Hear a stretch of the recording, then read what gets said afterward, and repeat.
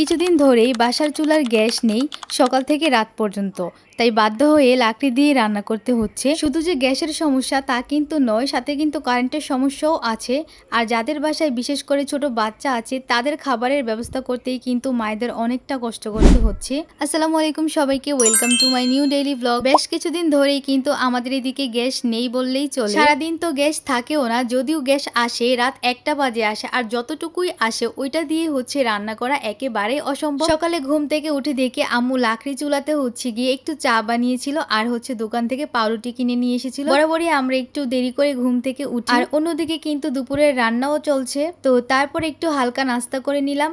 আর নাস্তা খেয়ে আমি একটু কম্পিউটার দোকানে গিয়েছিলাম একটা ছবি প্রিন্ট করানোর জন্য। যে ছবিটা আমার দরকার ছিল সেটা হচ্ছে আমি কেকের মধ্যে বসাবো। আর এই কেকের কাস্টমার অ্যাডভান্স করার সময় কোনো সমস্যা করেনি। কেকের অর্ডার কনফার্ম করতে হলে অবশ্যই পেমেন্ট আগে অ্যাডভান্স করতে হবে। যদিও এটা সবাই কম বেশি জানে, তাও বললাম, কারণ সবাই কম বেশি অনলাইন পেজ থেকে অর্ডার দিয়ে কেক খায়। আর এইখানে হচ্ছে আমাদের দুপুরের রান্না বান্না চলছে। আমরা যেহেতু সবসময় গ্যাসের চুলায় রান্না করে অভ্যস্ত, তাই আমাদের জন্য এটা একটু কষ্টকর। আর তারপর ভাবলাম যে একটু ঝাল ঝাল জাম্বুরা মাখা করি। আর এই গরমের মধ্যে সবাই মিলে ঝাল ঝাল জাম্বুরা মাখা খেতে ভালোই লাগছিল। আর অন্যদিকে কিন্তু দুপুরের রান্না বান্নাও শেষ হয়ে গিয়েছে। তো রান্না যেহেতু হয়ে গেছে ভাবলাম আগে খাওয়া দাওয়া করে নেই। তো আমি হচ্ছে সবসময় ভাত খেতে খেতে গোপাল বারের কার্টুন দেখে ভাত খাই।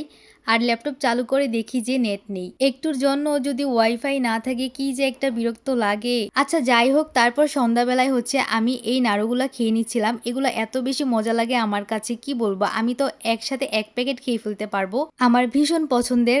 আর তারপর আমি এখানে একটা বেবি ফ্রক কাটিং করছি আমাদের জুইমনির জন্য। তো আমি হচ্ছে রাত্রে ড্রেসটা কাটিং করি আর সকালবেলা হচ্ছে ড্রেসটা সেলাই করি। আর ড্রেসের ফাইনাল লুক ছিল এইটা। মাশাল্লাহ অনেক সুন্দর লাগছে, মানে সিম্পল করে আর কি বানিয়ে দিয়েছিলাম যাতে রেগুলার পরতে পারে আর কি। অনেক সুন্দর লাগছে মাশাল্লাহ। তো ড্রেসটা হচ্ছে আমি একটানা বসে সেলাই করেছি, আর আমার মনে হচ্ছে মাথাটা একদম জ্যাম হয়ে গেছে। তো ভাবলাম যে একটু কফি বানিয়ে কফি খাই। তো সেলাই কাজটা এত বেশি কঠিন লাগে আমার কাছে, মানুষ কিভাবে এত ইজিলি করে জানি না। এক একজনের এক্সপিরিয়েন্স এক এক রকম হয়, কিন্তু এখন হচ্ছে টুকটাক আমি পারি, যার কারণে আমার কাছে অনেকটাই সহজ মনে হয়। এই তো আমার কফি বানানো হয়ে গেছে, তো আমি কফি খাচ্ছিলাম। আর ওইদিকে দেখি যে যারা হচ্ছে ও হাতে মেহেদি পড়েছে, ভাবলাম ওর হাতের মেহেদির ডিজাইনটা একটু ভিডিও করি। ওর হাতের মেহেদির ডিজাইন ভিডিও করতে গিয়ে হচ্ছে আমি মেহেদি নষ্ট করে ফেলি, সেটা দেখে তো ও রেগে মেগে একদম ফায়ার হয়ে গেছে। বিকেলবেলা যখন বাগানে যাই তখন একটা জিনিস দেখে মনটা ভীষণ খারাপ হয়ে গেল। এই গাছটা একদমই ঠিকঠাক ছিল, হঠাৎ করে কেন জানি গাছটা মারা যাচ্ছে। যে জায়গায় আপনি গাছ লাগাবেন আর সেই জায়গাতে যদি মানুষের চলাফেরা থাকে ওই গাছ অবশ্যই নষ্ট হবে। এই গাছটা যখন ছোট ছিল তখন হচ্ছে আমি টবের মধ্যে লাগিয়েছিলাম, তারপর যখন একটু বড় হয় তখন হচ্ছে গিয়ে আমি এটা মাটিতে লাগাই। আচ্ছা যাই হোক, আজকের ভিডিও ছিল এই পর্যন্তই। সবাই ভালো থাকবে, সুস্থ থাকবে, আল্লাহ হাফেজ সবাইকে।